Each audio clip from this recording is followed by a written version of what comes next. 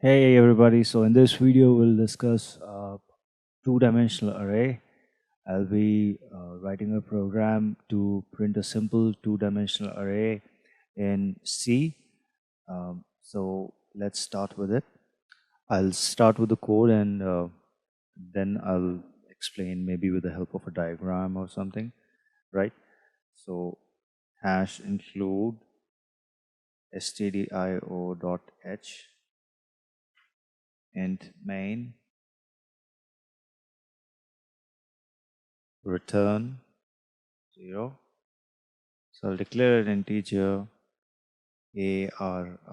array of, let's say, um, four rows and 2 columns, right? So the best way to really visualize two-dimensional array is rows and columns.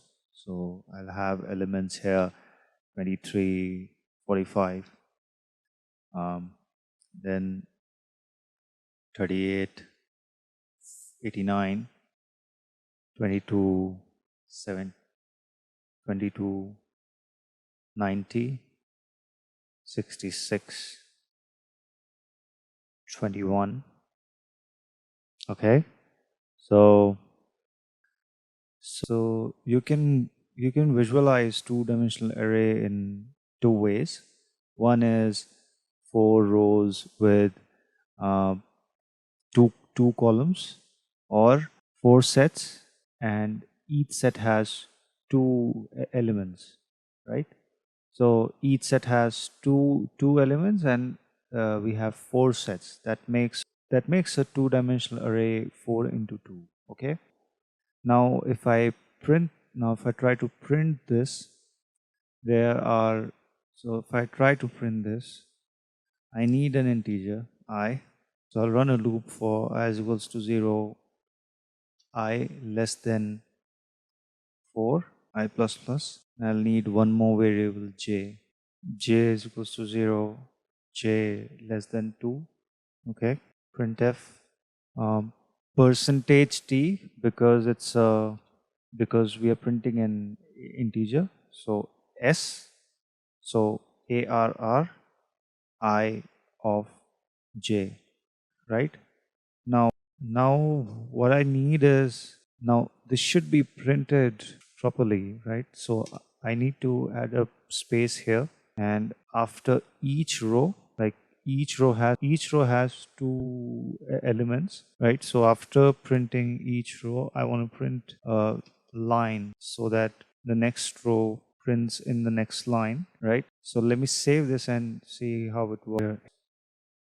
Oh, I typed this semicolon twice. All right. Hopefully it should work now. So you can see 4 rows are printed with 2 columns.